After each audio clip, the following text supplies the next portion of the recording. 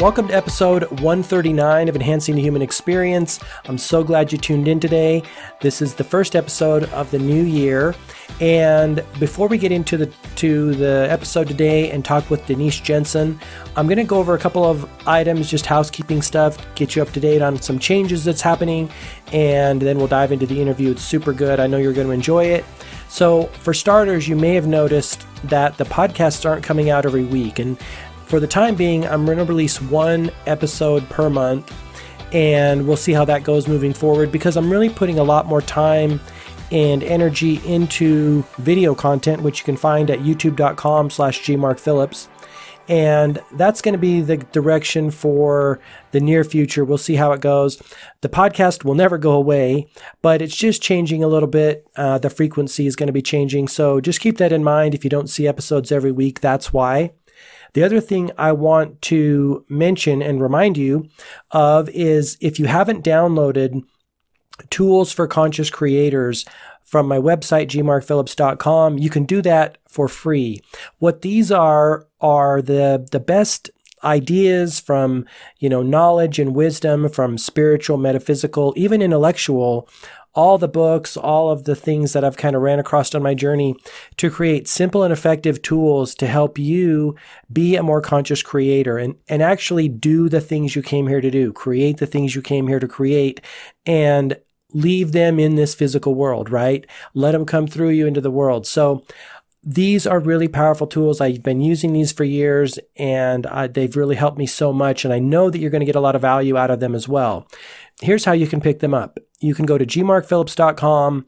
When you sign up for my mailing list, which you'll also receive podcast updates, blog posts, things like that, whenever I publish them, there is a link in the email, the welcome email there when you sign up for the list that will allow you to download these tools.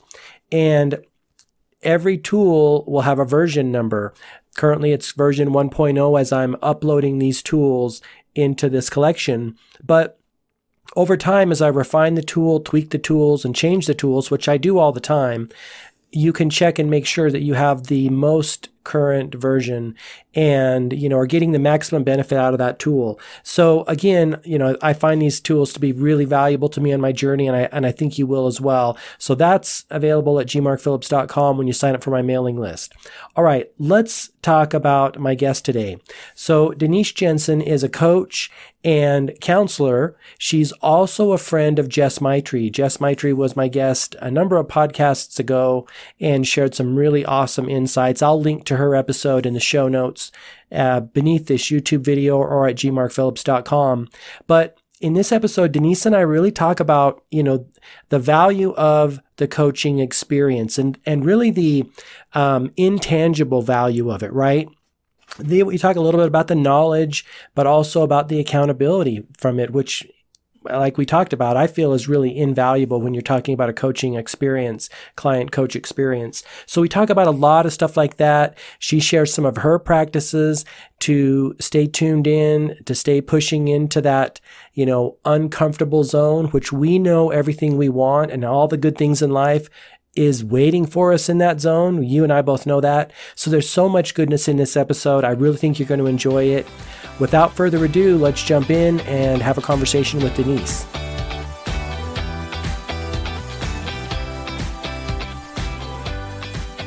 Denise, thanks for joining me and taking the time to chat about your work and what you're doing in the world. I appreciate it. Yeah, absolutely. Thank you for having me. You're welcome. So you're an acquaintance, a friend of Jess, and Jess Maitri was a guest on a prior episode, which I'll of course link to in the show notes beneath this episode. Tell me how you two know each other. I met Jess through her work that she's doing through ETHX and participating in some of the groups that she's been doing and just really getting to know her work. And we have become more acquainted over time because of that. Yeah, I was super interested in what she's doing, and she talked a little bit about her work and the ETHX practice and that type of therapy. Have you done that before, or are you just expanding your portfolio of services to offer your clients? Yeah, no, I have not done Yothera before. I'm expanding my practice into some other areas, but Jess, I've referred several people to Jess over the last several years of knowing her and knowing her practice, just because I know how, especially trauma gets stuck in the body, and Yothera is so great at not having to go back to all of that stuff and still allowing people to process their trauma and in a way that lets it leave the body. So that's kind of where I've known her from. Yeah. It definitely sounds super valuable, that type of work and getting rid of that. Because I mean, as you know, that's a huge sticking point for people. Tell me about your experience around that arena as far as helping people release their, that trauma and those like emotions that are blocking them from having, happiness and success and all that kind of stuff. What's been your experience there? So my experience with trauma has been, there's all sorts of different modalities that are out there that people use with trauma. And what I have found is really successful is there's a mind component to it. There's this, because we have this fear reaction that happens with trauma. And so having to get people to a place where they are, okay to stop for just a minute and to sit with the fear and then to make a rational decision based on that fear. And so working a lot around how do we get our mindset right? How do we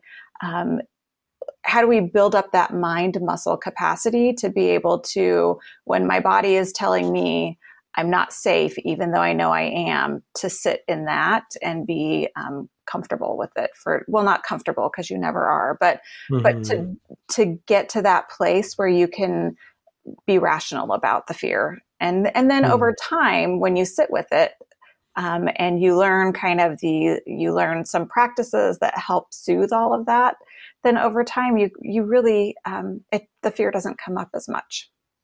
That's interesting. It almost sounds, the way that I hear that is that it almost sounds like you're talking like maybe some subconscious things going on, but you're bringing on a conscious component and allowing them to say, look at it from a different, more conscious level and say, hey, you're safe. You're not in danger right now. And you're saying that kind of overrides the programmed behavior. Is that kind of what you're getting at? It does. And then being conscious about where that fear is coming from, right? Because in a previous time, that fear kept the person safe. And so we have to, I do a lot of work of talk to yourself back then, talk to your old self and let them know that you're safe today and you've got the capacity to handle it.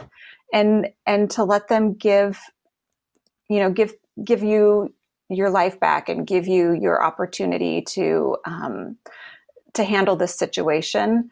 And it allows people to take ownership again of where they're at and really kind of sit with it and then be rational about it. Because a lot of, fear is based on, it's a body reaction based on past experiences, right? If you put your hand on a hot stove, oh, I shouldn't put my hand on a hot stove. And sometimes what happens is any stove, then I can't put my hand on. And so what we work on doing is really getting clear on, this isn't the hot stove. This is something that I can manage in today, in this moment. And it's going to be okay. So in your experience, it kind of blocks, that that response that we got in our past there kind of blocks everything out. We kind of throw the baby out with the bathwater. Is that kind of what you're saying? Yes, oftentimes we do. Mm-hmm. And then it creates other patterns in other parts of our life, right? When we become so fear-based, especially just because of experiences that we've been through, and then we start seeing that impacting our relationships, and we become fear-based with our relationships. We become fear-based with decisions about work, how we show up for ourselves. Often our health can take a nosedive. And so it's really how do we start getting present with the fear and being okay with being in fear and then recognizing, getting rational about it.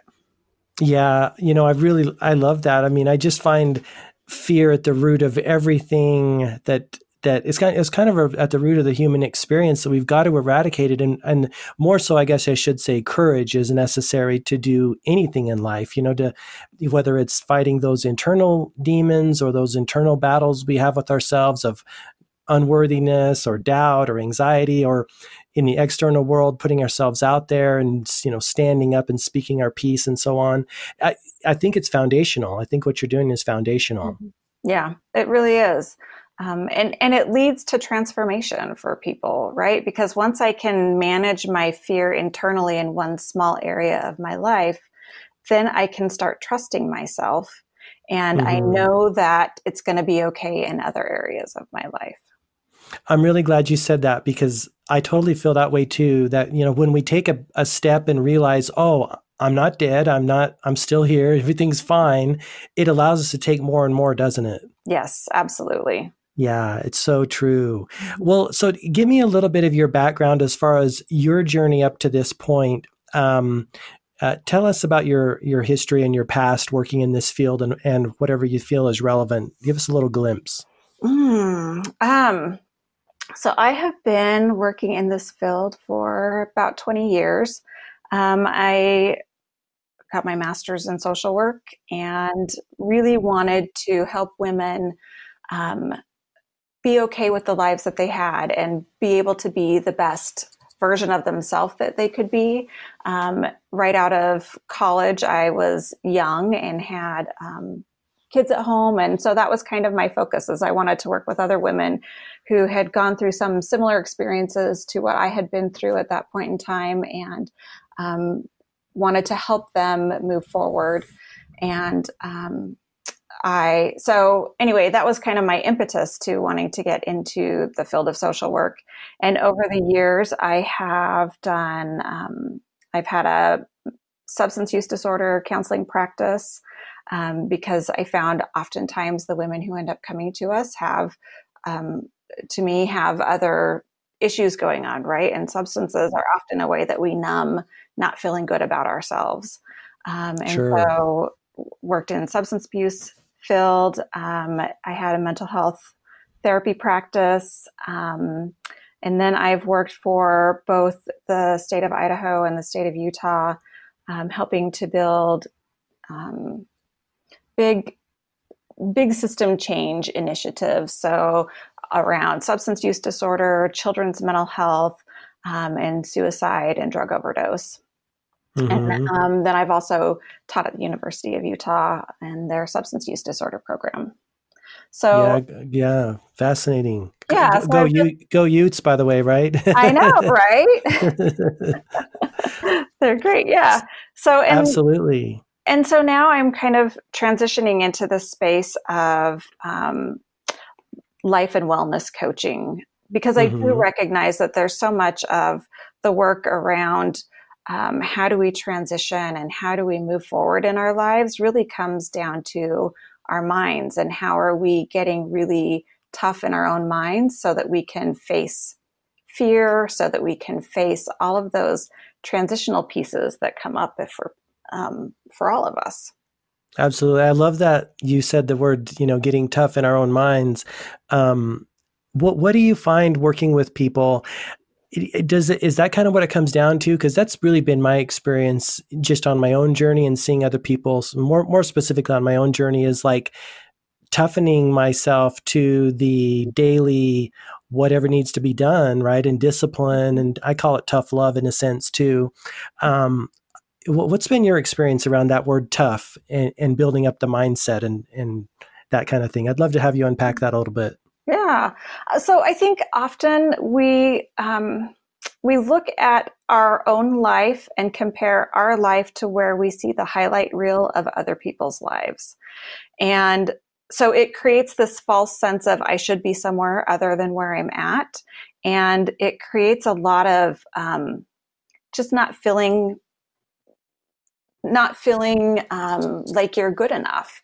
And that sense of not feeling like you're good enough keeps people stuck in these little kind of boxes that they create for themselves. We all put ourselves in those boxes. And so getting mindfully tough means taking a look at, what are my thoughts that I'm using and what am I saying about this situation? Because we know our thoughts impact our behavior, and our behavior impacts the result and what we get out of life. And so for me, in my own process, toughening my mind up started when I started going to the gym and recognizing that it really sucked to have to, do an hour of cardio, and how in the world was I going to get through this?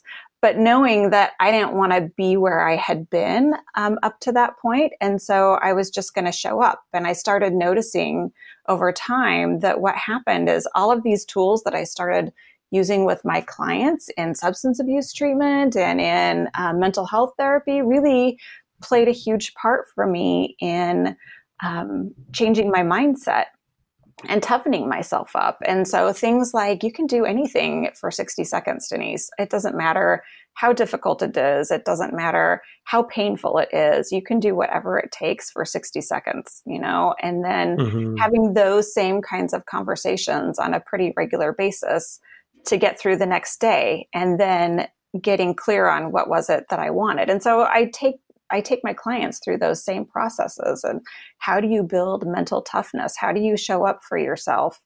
And what is it that you really want out of life? How is what you're doing today creating, you living in your values that you have for yourself? And if it's not, then let's put together a plan and let's work on that. We do a lot of journaling because often we don't recognize the thoughts that are coming up for us unless we either put it on paper or we say it to somebody else. And when you have to create that mental toughness, you need to know your thoughts, sometimes on a minute-to-minute basis, and other times at least on a daily basis. And so becoming your own accountability person around your thoughts becomes really important. Yeah, it's so true. How do you, what's your approach for, like you say, tuning up those thoughts or making them aware of those thoughts? Do you find it beneficial to kind of make them aware, like you say, through that journaling process of the thoughts that aren't supporting them? Or do you go straight to, okay, here's your new beliefs, new thoughts? How do you reconcile those two kind of different approaches? What are you finding? So for me, both have to happen at the same time. So I have my clients sit down and write down, okay, here's, if I know I have to go to an event tonight and there are going to be people there and I don't want to have to talk to people and I know I have to, right? That's the fact. I have to show up to this event. So the thoughts going through my head are, oh my goodness, what am I going to say to these people? Are they even going to want me to talk? How do I make this happen? I'm going to fail at this. I don't really like it. And then the beliefs are, oh, I feel like a failure already, or I'm not going to be successful. And the results are, then we don't show up. We don't do it. And so what I work with my clients on is, what's coming up today, what's a trigger. Let's write that out. Let's take a look at your thoughts. And I have them journal this every morning, right? So what are your thoughts associated with it? What are your beliefs that come up about you? And then what are the results that you get out of it? And then I have them go through and do that same process until they can get to at least a new thought that is something that has more power, internal power. So instead of, I'm going to suck at this and nobody's going to want to hear what I have to say, is a thought that you can believe for yourself. It may be terrible, but I've done it before and I can do it again. And it's not, I'm not going to die over this. So it's like that's the process. Yeah. I mean, it's really, really beneficial to kind of get in there and look at what's running us, right? Yeah, exactly. Yeah. And so that's, I like that approach because it kind of does kind of double duty. I root up the old and bring it into the light of awareness and then kind of reassess it. I really like that. What do you find holds people back the most in your experience? I mean, has there been kind of a one theme, or is every client and a little bit different? What's been your you mentioned the fear and the change, and I like the fact that you tied in the body work to it as well. You know, when you do something physically, it kind of pumps you up and gives you some confidence to do something more difficult. But have you found like an underlying current that kind of holds people back in a sense? Um, I think for a lot of people, it really is. I've been following this pattern and this path for such a long time. It feels comfortable, even though I'm extremely uncomfortable in it. Hmm. And, Yeah. and I think that's and then there's some sort of a life thing that happens and they're like, I don't want to do this anymore. And how do I do something different? And that's the point at which people usually come to me is I don't want to do this anymore. And I don't know how to do something different consistently. And so then we work on that. Yeah.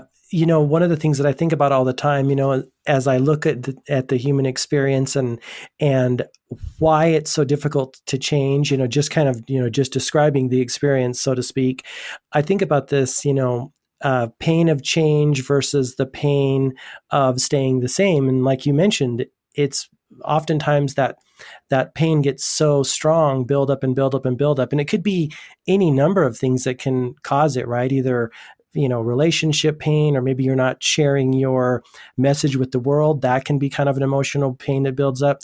But because obviously we all want transformation and change. I think it's kind of like what we're here to do is like grow and expand and transform. And if we don't follow that journey, it somehow is painful.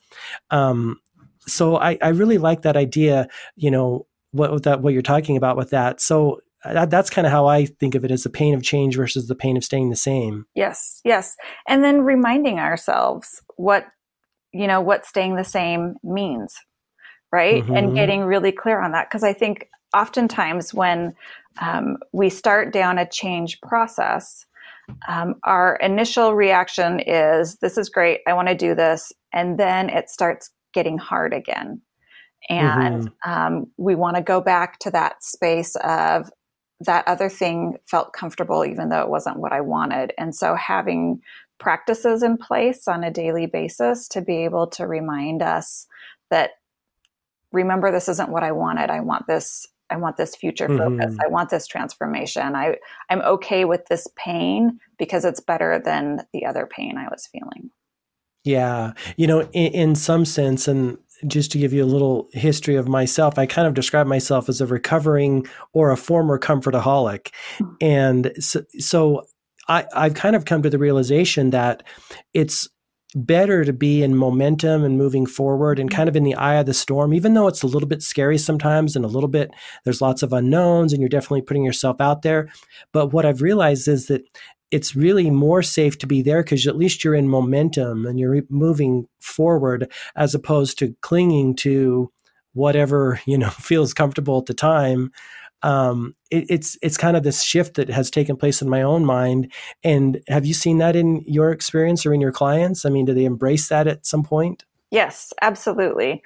And I think we all get to that place where we recognize that to stop at this point would be more effort to start back up again. And so wanting to continue forward. And for a lot of my clients, then the other piece that comes into play for them is, okay, I've started down this fear path, and and we start with the mindset piece, but then in order to have true transformation, we've got to really take a look at our mind and our body and our spirit. So how am I showing up physically, and what am I doing for myself to create a healthy space and a healthy environment for my mind to thrive in? How do I build mind capacity so that I am strong when times get tough and I know that things are going to be better and I can walk myself through that process on my own? And then I have to create space for myself so that I can really get clear on that inner knowing. I have to allow myself to really be present with my higher self so that I can have this full transformation. Mm-hmm. Yeah, it's so true because you're right. It's a total mind, body, and soul transformation, isn't it? You Mm-hmm. can't leave one part behind, right? It's all connected. Yeah, it is. Yeah, and that's why I like, you mentioned that, going to the gym on a consistent basis reinforces, has like psychological benefits as well. Mm-hmm.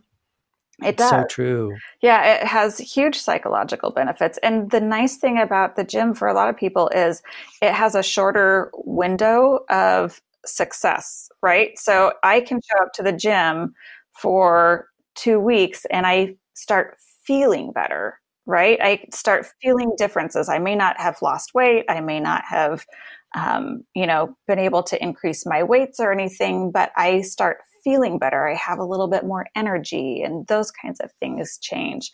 Whereas if I want to make a big change somewhere else, in other areas of my life, say with relationships or at work, sometimes those take longer periods of time to get reinforcement. And so I can learn to trust myself at the gym, and that happens a lot faster. Yeah, I totally get it. And it makes sense, you touched on this earlier too, and I want to chat about that, this little idea that, we're so much comparing ourselves to people on social media who are at way different levels. They may be ultra athletes or whatever.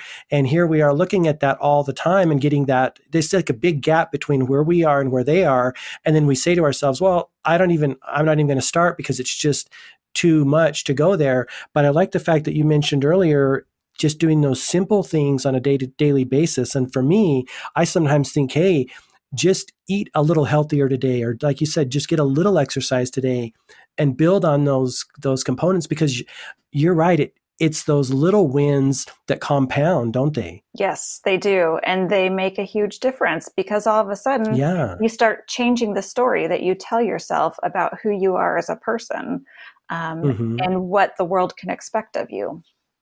Yeah, it's so true. Even a little thing like even drinking more water than one day than you did the prior, or eating a little healthier, it starts to give us more clarity and make us feel a little better. Because I look at that, it all comes down to like feeling good, right? And we're just pushing forward. Mm-hmm. Exactly. It's so good. So tell me about some of your rituals or your routines that you do to kind of keep tuned in and feeling good and pushing forward. I'm a Some of your favorites. Yeah, my favorites. I spend time meditating every morning. I get to the gym on a pretty regular basis, and then I do what I tell my clients to. So I do the journaling every single day, and I look at my thoughts and see how I'm showing up, and I check in with myself at least once a day, because for me, that's really key. I mean, I too have gone through this space of been in complete fear and paralyzed by it. And so we all have to check up on that. Absolutely. Yeah. That's the thing. No one's immune to it, are they? No, no, we're not. Yeah, that's the thing. But, I look at it as we're all on this kind of continuum, and, even everyone has more to go, and everyone has come a long ways too in their journeys. Yes. Yes, they have. Yeah. And I think we don't celebrate the successes of coming along on our journeys often enough. And we really have to spend time and do that and say, oh my goodness, look what I did today. Or, even if it's a small win, it's a win. And we have to honor those. So true. Yeah. It's so true. Yeah. It's super important, because then you're always on that hamster wheel of, oh, I got more and more and more. And you never give yourself the pat on the back. Not that you got to do it, 24 hours a day, but sometimes we need to give that love to ourselves, don't we? Exactly. Because really this whole process and idea is, how do I get to a space of self-love? And if I can't celebrate my wins, then what kind of love am I showing to myself? It's so true. I'm glad you brought that up, because I think we're just a lot of us are so focused on like more, like improvement. And we forget to turn around and go, I have come a long ways. Exactly. It's so important. Yes, Yeah. absolutely. Well, that's awesome. So journaling's a favorite. I like that too. Mhm. I love getting the ideas out and on Mhm. paper, and Mhm. definitely, getting exercise, that kind of a thing. Mhm. Tell people, like, what can clients expect when they get in touch with you and work with you? Can you walk us through, Mhm. if you have like an introductory process or an introductory consultation? Walk us through kind of the process, if you would.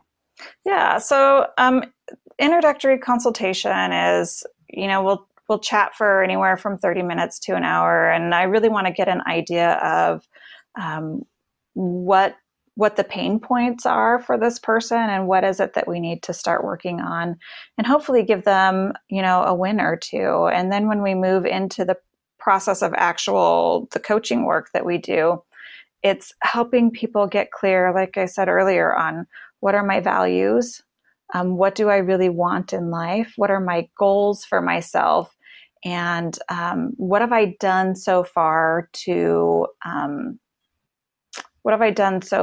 that has been successful and that hasn't been successful. I like that. Yeah. And so then we take that and we build out a plan. So, um, if it's around health that's bringing me to the table, then how are you eating? What kind of exercise are you getting? And then we start taking a look at how, reducing calories and increasing exercise, or whatever that person needs. If Mm-hmm. it's about relationships and wanting to work on relationships, then we start taking a look at what are you telling yourself about the relationships? How are you walking into them? And what are the paradigms that you're viewing your partner in that are keeping you stuck or feeling, oftentimes it's my clients will come in saying, well, I'm having to do all of the work and they're not doing any of it. And I'm really frustrated. And, why do I Mm-hmm. always have to take on everybody's work? And so we'll take a look at, again, their thoughts, what they're working on around that, and pull together a plan. And then really the coaching process is, how do you be present with each other? How do I and then giving direct feedback to them. So if they're reporting to me something that they're not clear on, then I'm going to work with them to become aware of the thoughts that they're saying to me, and then come up with plans around it. And so then I like it. we use that time most of all of our sessions are over Zoom. So we do all of it online Mm-hmm. and work So you can together. work with clients remotely, Mm-hmm. wherever they may be. Yeah, exactly. Mm-hmm. Yeah, I like that. What kind of packages do you have? Set packages that you give or offer to Mm-hmm. the clients, or how can you structure your coaching? Yeah, so right now I have a 3-month coaching package, and we start out with a 2-hour session so that we can take a look at their background, where they're at, what it is that they want, and then we pull together an initial plan for them, and then we do coaching once a week for 3 months after that. And as time goes on, we modify that if we need to, and we bring in other aspects. The last thing I want to do is put anybody in overwhelm. And Mm-hmm. that can happen sometimes when we're setting new goals and making really big life changes for ourselves. So oftentimes we'll break it Mm-hmm. down into, here's what I want over the next 3 months, and then here's what we're going to work on over the next month. And so then we set targets for, we put together a plan, we set targets for what they're going to do for the month, what they're going to do for the week, and what they're going to do for the day. And then coaching becomes Mm-hmm. about, how are you actually meeting those targets, and how are you showing up for yourself, and what are you doing today that's different than what you did yesterday, or what's working that's the same and what's not working, so that we can piece it apart and really help build a plan that's going to be sustainable and successful, and help empower them to be um, their own best person and show up for themselves.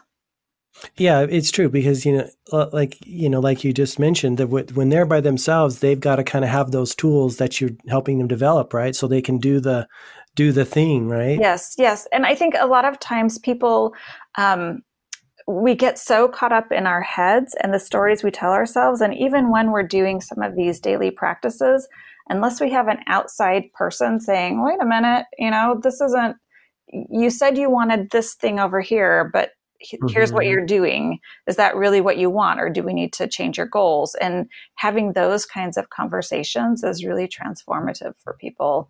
Um, Yeah, I totally agree. It holds the mirror up, saying, "Hey, is this really what you want?" It kind of, I don't want to get too off in the weeds here, but it's kind of like the BS, right? Are you really want it, or do you not want it? Because we can have whatever we want, but we mhm. just need to make that decision and go for it, don't we? Yes, yes. And Yeah, you got to suit up and show up in your own life, right? There's yeah. only so much that I can do. My job is to help co-create a path for you, and Hmm. then reflect back to you when you're staying on your path and not staying on your path, and be your cheerleader and be your support, and make sure that you're doing the work in your own life to show up. That's where I think the real value of coaching comes into play. I mean, because for all intents and purposes, like the knowledge and tools are available, but what you cannot get is that person on your side holding your feet to the fire, or holding that mirror up saying, "Hey, Kay, is this what you want, or is this what you don't want?" That's where I feel the real value of coaching Mhm. and consultation is. Yes, yes, absolutely. And, and it helps to have somebody who has a little bit more knowledge than you do of Yeah. where you're headed, which, which I do. And so Yeah. that helps to a certain degree, but really, I'm not your solution. I'm there to Hmm. walk the path with you and to provide you with guidance and to support you and to help you create the solution in your own life, so that tomorrow you know that you can trust yourself and that it's not up to me for you to be able to get what you want. True, true. It's so true. And I guess, to backtrack a little bit, I shouldn't downplay the value of the tools Mhm, that you can offer clients mhm, too, because obviously, as you and I both know, that's super valuable mhm, too.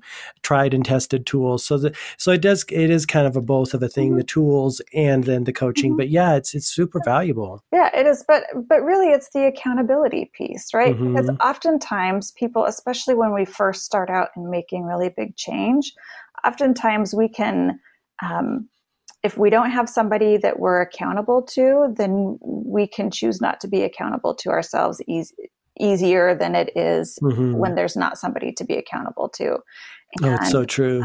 yeah, and for many people, it's just the fact of, oh my goodness, I just put down some money for this, and Yeah. I'm going to put forth some effort. And then the collaborative process together of, here are the tools that you can use. Here's some exercises that you can do. Here's how I can be supportive of you. That takes you to the end of the race. But, Hmm. starting the race is you deciding that that's what you want to do and saying, okay, I want something different. Yeah, it's so true. And, like you said, when you have some stake in the game and when you truly make that commitment, whether it's monetarily or whatever, to make that change, it does change your mindset, doesn't it?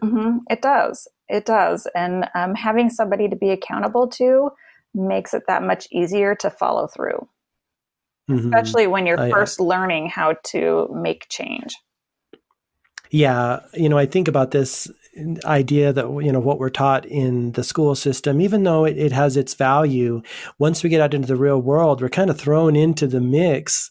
And a lot of us, if we haven't taken the initiative to develop the courage and the tools and the discipline, we really kind of get tousled around in the sea, don't we? Until we actually say, "Hey, I need to get some new tools here, right? And I need to change the way I'm doing things." Mm-hmm.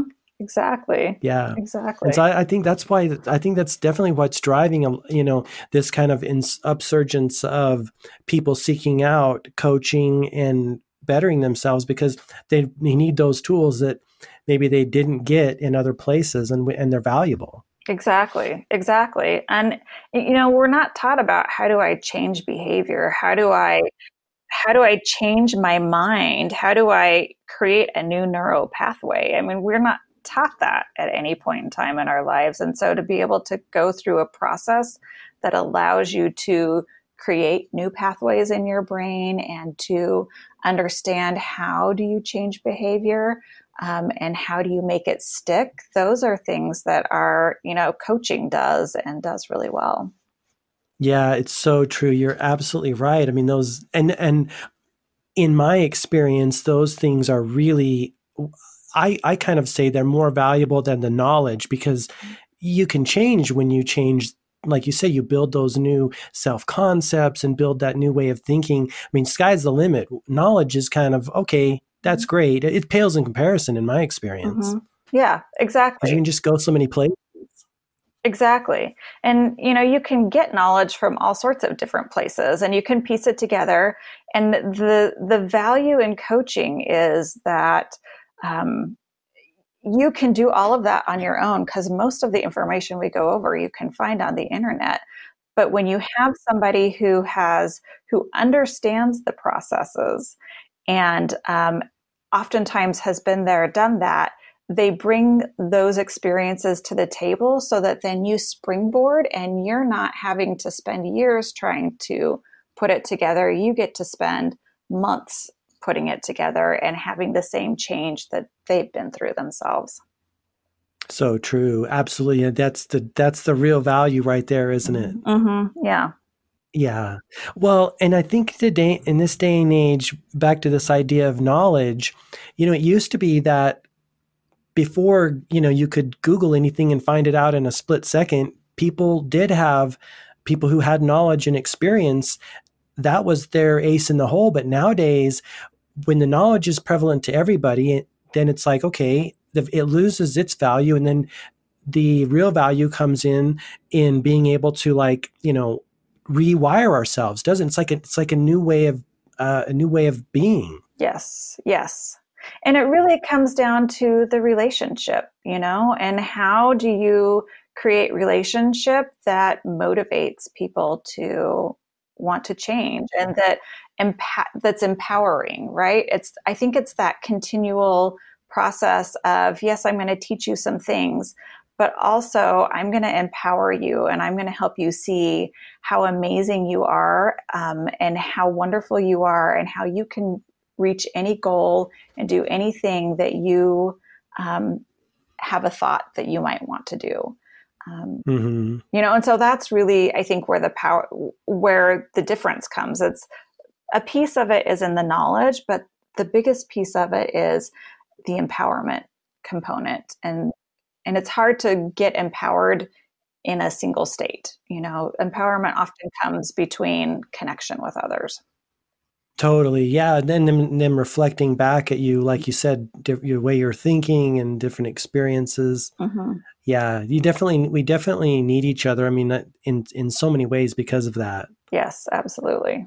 I want to chat briefly about this idea, that's come up a couple times in our conversation, because I think it's really critical. And, going back to this idea of too big of change too fast and being overwhelmed and making these kind of micro changes, because again, I think that stops so many people. They have a goal in their mind of, oh, I want, because it's nice to paint a picture of how we want our lives to be, but then addressing that, deep chasm that exists between where we are and where we're going. I think some people just go, oh, well, what's the point, right? But so what are some ways that you keep your clients into this kind of gradual process? I know you've touched on a few, but I just think it's really critical for people to be aware that, hey, it is like baby steps, big time to get where you're going. Mm-hmm.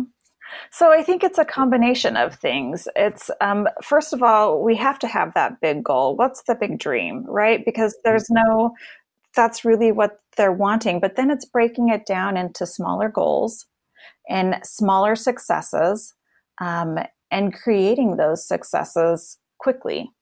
right? So that Yeah. then that builds on, oh, okay, I can do this one small thing. But I think oftentimes what happens for people if they say, let's say I'm making, 50,000 a year right now, and I want to make 300,000 next year. Well, we have to get clear on what are all the processes. If my goal is just I want to make $300,000, and I don't have any idea around what that looks like, then I'm going to stop completely, and I'm not going to do anything more about it except have this dream that I want to make $300,000. And so, really backtracking it, starting with so we always start with the mindset piece, because it's those thoughts that get in our head that keep us from moving forward. So starting with the mindset piece, but then also breaking it down into smaller pieces and saying, okay, maybe that's your 5-year dream. And for the next year, what's your next year dream? And how are we going to get you that much closer to the 5-year dream? And then in the next 3 months, what are we going to accomplish to get you that much closer? And then again, breaking it down by month, by week, by day. I like it. Tell me about your ideal client, if you have one, or what kind of experience around that do you have? Yeah. So my ideal client is women who are really looking for transformation, women who know there is an inner superhero inside of them, but they have just gotten to this space in life where they have been saying yes to so many other people, they've forgotten about themselves, and are ready to suit up and put their cape on and create the life that they want for themselves. Yeah. What about future projects or future things on your list of things to implement, or, to be a bigger service, bigger impact in the world? Anything on the horizon, either near or far? Yes. So I'm looking at pulling together a weekend retreat. I think as women, we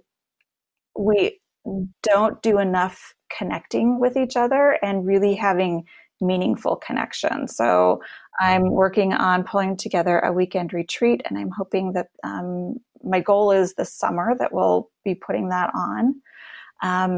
And then, very nice. Yeah, and then pulling together some group coaching sessions. So again, community is better for healing and making progress quickly than individual. And I mean, it's not better, but it's another avenue for it. And often, sure, it's a different type. Yeah, it gives more different perspectives, doesn't it? Exactly. So pulling together some group coaching. But really my goal is helping women connect and understand that we all have fear. We've all been to those places that feel really deep and dark and scary, and they aren't as deep and dark and scary as we think they are. And so creating space for that to happen. Yeah, I love it. I love that. I got to tell you, again, back to this idea of, like you mentioned, the retreat, and it sounds like an awesome thing. Again, it's those simple things that, heck, any of us can get away, but when it's done and gives us the space to change and transform and grow, that's when, again, back to invaluable, right? I mean, exactly. That's where giving yourself time to do those things, where usually on people's to-do list, it's not, okay, take an hour out of the day to tune in and check myself, right? There's no time for that. We don't make time for that as much as we should. Exactly. And so this will really be about making time to do that, making time to connect. We get so ungrounded, and so creating space to ground ourselves and to learn how to ground ourselves, and to have community and start creating community, and to know I'm not alone in this process. I'm not alone in this feeling of, where's my life gotten me, or why am I in this space, is really important. It is. Another great idea or topic that you've brought up is this idea that we're not alone. That's super good. I'm glad you said that, because that's how it happens when we kind of struggle and try to do it ourselves. We think, okay, I'm the only one going through this. But when you hear, 20 other people are too, you're like, oh, I feel a little better. Exactly. And I have some tools at the end of the weekend that I can take home. And not only do I have tools, but I have new friends that I have met who Mm-hmm. have gone through the same thing that I can reach out to. And, and I've got a plan for myself, and I have a vision for myself, and I've rejuvenated. I have been in nature. I have, spent some Mm-hmm. time away from everything that's feels like it's chaos producing in my life. And I've been able to get centered again. So true. So true. So as we wrap up here, why don't you share how people can get in touch with this? Share as many ways as that you would like us to know. And I'll also include this information in the show notes at gmarkphillips.com so people can find it beneath your episode. But tell us where people can get in touch with you to learn more about your work, the retreats, all that stuff. Wonderful. Thank you. Yes. So you can go to my website. It's denisejensen.com, or you can email me at denise@denisejensen.com. Those are usually the easiest ways to get a hold of me. I'm also on Facebook, Denise Jensen Coaching and Consulting, and I respond to messages there as well. Awesome. Awesome. Well, Denise, this has been super awesome. I'm really glad you took the time to chat with me. Yeah, absolutely, Mark. Thank you for having me. I really appreciate it. Absolutely.